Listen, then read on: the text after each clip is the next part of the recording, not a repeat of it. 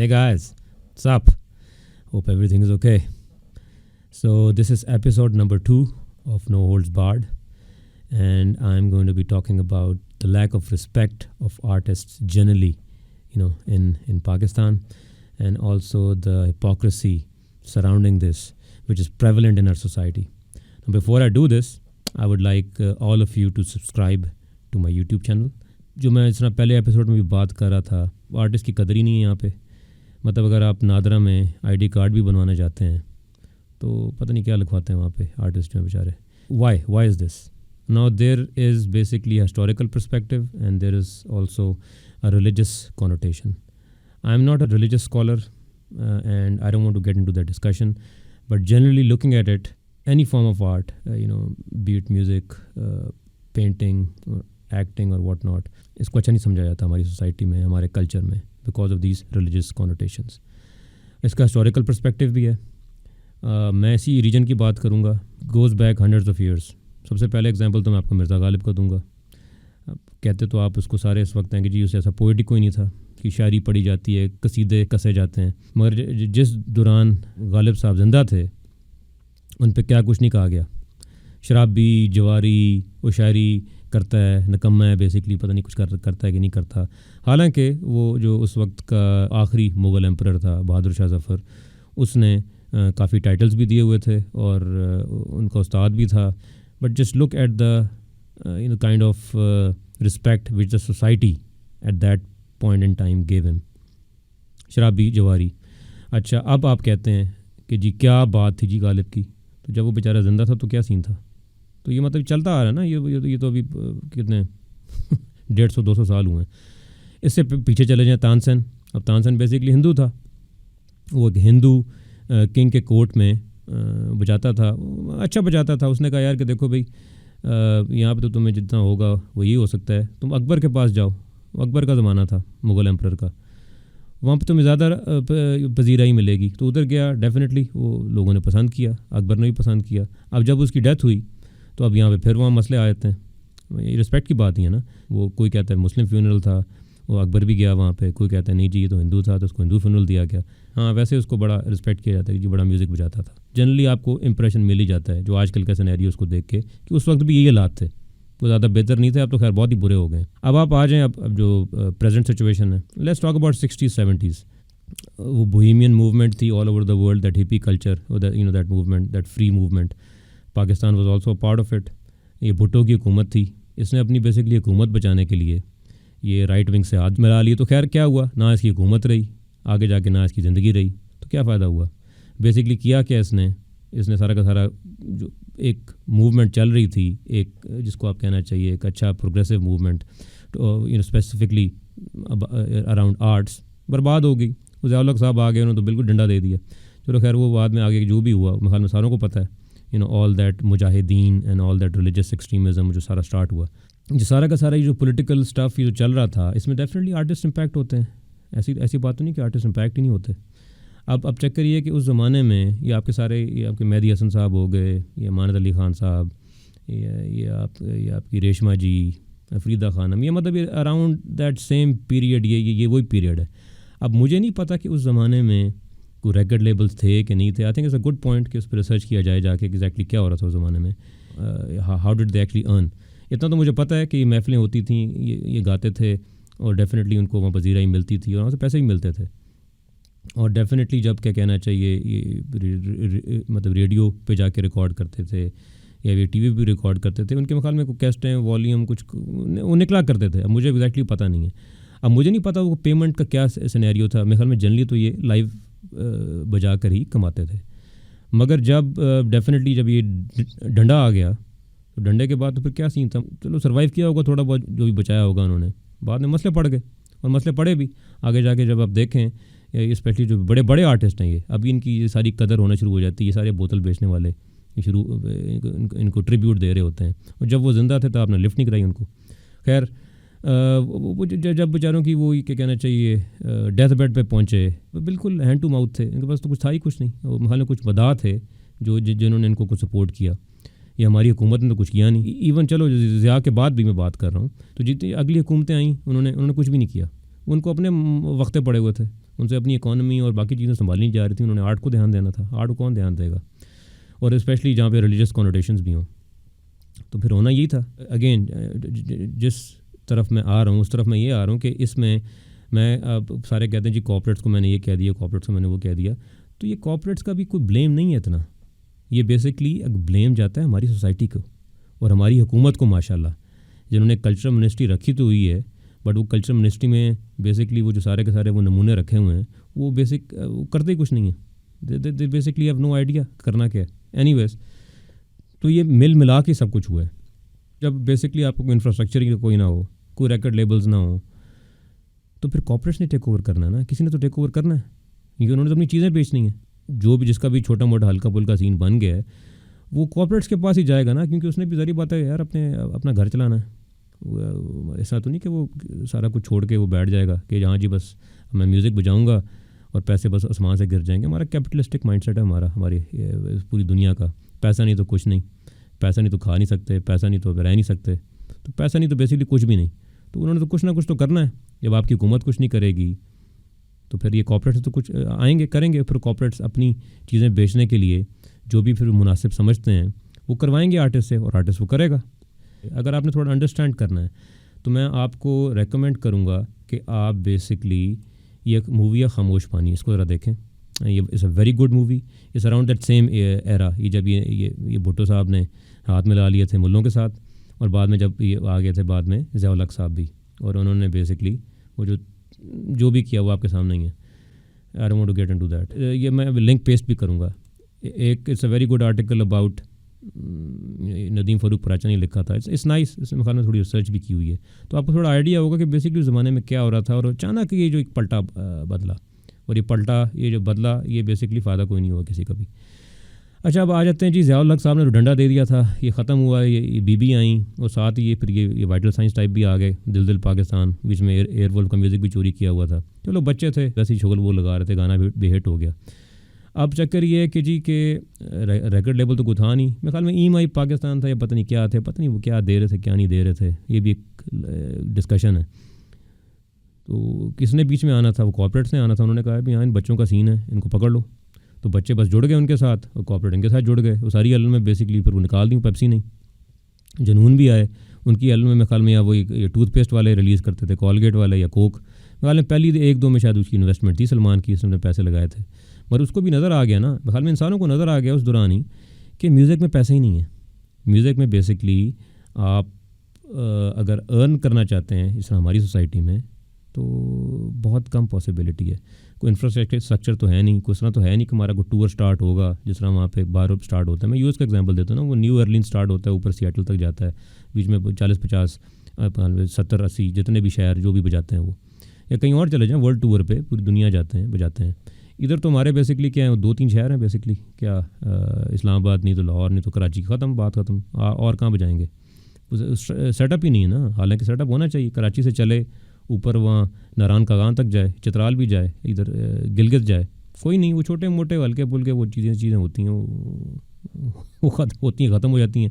Artist ने कमाना तो है, तो सारी बात है फिर ये किधर से कमाएंगे, इधर ही जाएंगे ना। तो खैर इनको समझ आ गई थी ये वाइटल साइंस को भी और जुनून को भी कि जी कि इनके साथ ही चलना है, वरना तुम्हारा कोई सीन ही नहीं है, मतलब मसला हो जाएगा, पैसे कहाँ से आएंगे। बट देन अगेन बाद अब जिस पॉइंट की तरफ मैं आ रहा हूँ कि जुनून का जितना भी वो सीन बना वो इंडिया की वजह से बना।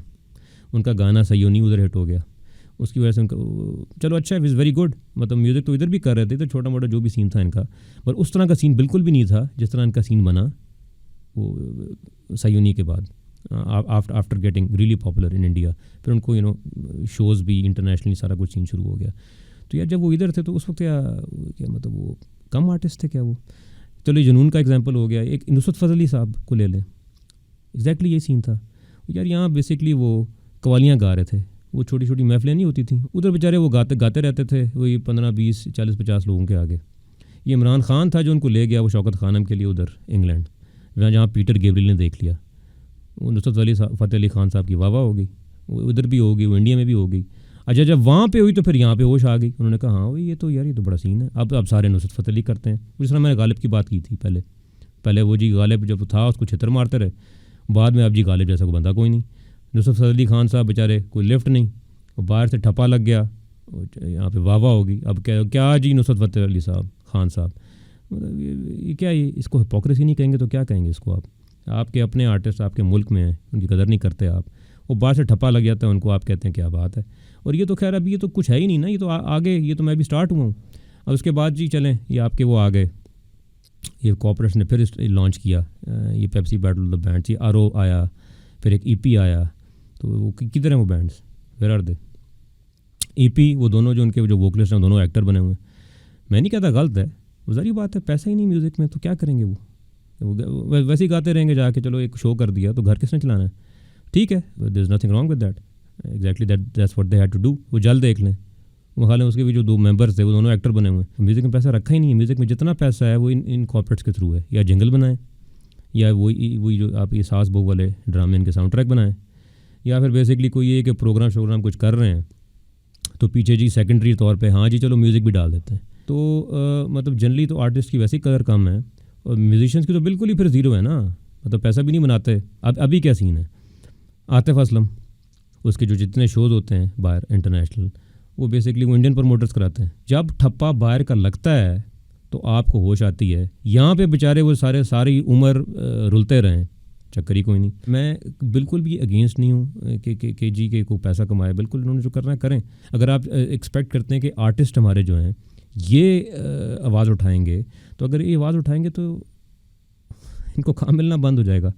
तो ये तो माफिया पीछे, वो इतने भरे पड़े हैं यहाँ पे, वो किसी और के पास चले जाएंगे। और पहली बात तो ये वो क्यों आवाज़ उठाएं, उनका अच्छा भला काम चल रहा है, उनको you know they earning, why would they do it? अगर आपने फिर करना है कुछ चेंज लानी है तो आप लोगों को आवाज़ उठानी पड़ेगी, you need to stand up. तब आपको देख के बाकी ये आर्टिस्ट भी स्ट्रांग होंगे। ऐसी बात नहीं है कि वो चाहते नहीं कि अच्छा मतलब कि अपनी मर्ज़ी का काम करें। खैर मैं अच्छा बुरा नहीं कहता, अपनी मर्ज़ी का काम करें, उनको फिर काम करना पड़ता है जिस तरह उनसे कहा जाए। वो टैलेंट तो फिर सारा साइड पे हो गया ना, जब आपने काम ही उस तरह का करना है जिस तरह का आपको कहा जा रहा है। और कॉर्पोरेट्स ने तो अपनी चीज़ें बेचनी है, वो क्यों चाहेंगे यार कि एक प्रोग्रेसिव रॉक एल्बम निकले या एक ईस्टर्न क्लासिकल राग बेस्ड एल्बम निकले, तो वो तो इस तरह की चीज़ चाहेंगे यार कि जो वही जो ईजी लिसनिंग चीज़ें बिक जाएँ उनकी। वो बाकी फिर जो एक्चुअल आर्ट जिसको कहते हैं, जो आप करना चाहते हैं, वो तभी होता है जब कोई इंफ्रास्ट्रक्चर हो, कोई सपोर्ट हो। वो मेरी तरह के नमूने और पागल कम ही हैं। मैं तो जिस तरह आप अपनी एल्बम की बात कर लें, मेरी जो क्यास की एल्बम थी, वो क्या थी, वो मेरा दोस्त अली नूर, उसने BIY नया स्टार्ट किया हुआ था, उसने मुझे CDs प्रिंट करवा दी कराची से, काम ही है। वो आया हुआ था कराची से, शिफ्ट इस्लामाबाद हुआ था, उसने मुझे सारा का सारा कवर डिज़ाइन कर दिया। एक मेरा बड़ा अच्छा दोस्त है एक और भी, उसने मुझे इंट्रोड्यूस करा दिया प्रिंटर से उधर। तो मैं सारा काम तो मैंने खुद किया। वो थोड़े बहुत हमने मिसाल में कुछ कॉन्सर्ट्स किए हुए थे, उसके कुछ पैसे थे, बाकी तो सारा मैंने अपना पैसा लगाया। इस तरह कौन करता है, इस तरह कोई और नहीं कर सकता। वो मुझे तो शौक़ है, मैं तो पागलों की तरह जुनून की हद तक शौक़ है, तो मैं एक करता हूँ। ना होता तो मैं भी आगे पीछे भाग रहा होता किसी के कि मुझे कोई स्पॉन्सर मिल जाए, ये मिल जाए, वो मिल जाए। उस स्पॉन्सर ने मेरे गाने सुनने, तो उसने कहना था यार इसको जो है ना उस पार नहीं, इसको इस पार कर दो, तो फिर वो करना पड़ना था। मैंने नहीं किया, मैंने एग्जैक्टली जिस तरह मेरी मर्जी थी मैंने उस तरह रिकॉर्ड किया और इस तरह फिर रिलीज़ किया। तो चलो अच्छा, I am very proud of that. तो अगेन अब इस तरह हर कोई नहीं कर सकता। Start respecting your artists, that is the most important thing. क्या कहना चाहिए, इस्लाम सिर्फ इधर ही आयता है, बाकी हमारी सोसाइटी में बेसिकली अगर आप देखें मिलावट होती है, ठीक है, करप्शन वैसे बहुत ज़्यादा है। ये ज़ख़ीरा कर लेते हैं, वो आटे का बुरान, फलाचीनी का बुरान ज़ख़ीरा किया होता है ना इन्होंने। ये बड़ा अच्छा काम करते हैं, ये बड़ा मुसलमानों वाला काम है। अच्छा, वो मुसलमान, आपकी सारी मुसलमानियत बेसिकली आर्ट्स के ऊपर ही आती है कि ये काम बुरा है, वो बाकी जो करना है लेफ़्ट राइट करो। तो मतलब इस तरह सोसाइटी आगे तो नहीं बढ़ती ना, रिग्रेस ही करती है।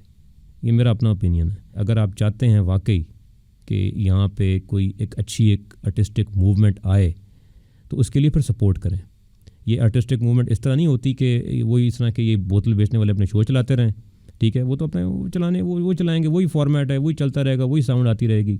वो तब आती है कि जब आप आवाज़ उठाएं कलेक्टिवली। वो कलेक्टिवली किस तरह, सोशल मीडिया, आजकल social media is the biggest tool. यहाँ पे आप कह दें भी say no to covers as a movement, be a part of it. यहाँ पे आप कह दें यार कि say no to corporate indulgence in arts, कहें। ये आस्ते आस्ते शुरू होगा, इस तरह नहीं होगा कि चुटकी बजेगी हो जाएगा। और बाकी चलें मेरे जैसे नमूने तो करते रहेंगे काम, क्योंकि हम तो बेसिकली अपने लिए काम करते हैं। हम तो इसलिए काम नहीं करते कि हमने कोई चीज़ बेचनी है या हमने कोई बोतल बेचनी है। We love doing it. और जहाँ तक मैं बात करूँ कॉर्पोरेट्स की and putting them in their place, इसका बेस्ट एग्जांपल बेसिकली मैं ये दे सकता हूँ शॉन कॉनरी का. He is passed away which is very sad. But इसने ये किसके साथ किया था, ये एक सेकंड में इसका लेटर ज़रा अभी, ये बड़ा ज़रूरी है ये बात. ये बेसिकली इसने किया था स्टीव जॉब्स के साथ. ज़ाहिर बात है फेमस एक्टर था स्टीव जॉब्स ने इसको रीच आउट किया होगा कि हाँ भाई आ जा ज़रा मेरे, ये 98 की बात है, हाँ पता नहीं दिसंबर 98 जब इसने लेटर लिखा तो मैं रीच आउट कर रहा होगा कि यार केवल ये वो आई पॉड्स का ज़माना था शायद, इसने आई पॉड लॉन्च किया था. ये आई पॉड है या जो वट एवर, इसने ख्याल में वो एप्पल का कोई लैपटॉप भी था कोई सीन, तो आ जा ऐड पे, तो उसने ये जवाब दिया था, ये सुन लें ज़रा. अब ये बात होती है कि अगर आपकी सोसाइटी में आर्टिस्ट की कदर हो, आर्टिस्ट की वैल्यू हो और आर्टिस्ट अपना अच्छे तरीके से अर्न कर रहा हो, तो फिर वो ये रिस्पॉन्स जाती है एक कॉर्पोरेट्स को. एक कॉर्पोरेट ने रीच आउट किया और स्टीव जॉब्स छोटा आदमी तो नहीं, उसने लिखा कि I will say this one more time. एक दो दफ़ा ज़्यादा रीच आउट किया होगा, एक से ज़्यादा दफ़ा रीच आउट किया होगा. You do understand English don't you? I do not sell my soul for Apple और any other company. I have no interest in changing the world. ये सारे कॉर्पोरेट्स का होता है ना, हम चेंज कर देंगे वर्ल्ड को, मतलब चेंज पता नहीं क्या करना है. बोतल नहीं बेचनी है, सिर्फ बोतल बेचने वाले हैं, इन्होंने अपने आईपैड बेचने. You have nothing that I need और want. You are a computer salesman and I am fucking James Bond. चले ये उसने जो कहना था कह दिया. बात यही है कि जब तक आप इस तरह की अप्रोच नहीं रखेंगे, ये कॉर्पोरेट्स यही करेंगे. और ये अप्रोच कब होती है? ये सोसाइटी ने इस आर्टिस्ट को इतना स्ट्रॉन्ग किया था ना, जो ये कह सकता है. हमारी सोसाइटी ने आर्टिस्ट को इतना भी स्ट्रॉन्ग नहीं किया, तो उनको फिर जाना पड़ता है कॉर्पोरेट्स, और उनकी कॉर्पोरेट्स की लाइन टो करनी पड़ती है. अगर जब प्रॉपर एक अच्छा इंफ्रास्ट्रक्चर हो तो फिर ये जवाब जाता है कॉर्पोरेट्स को. और ये मेरा जवाब है बेसिकली कि मैं इस तरह सोचता हूँ exactly. Luckily I don't depend on music, but those who do they have to do it. ऐसी बात नहीं है कि लिसनरशिप नहीं है, उन तक चीज़ पहुँचती नहीं है. चलें, take care guys and subscribe to my channel and wait for the next discussion. Take care.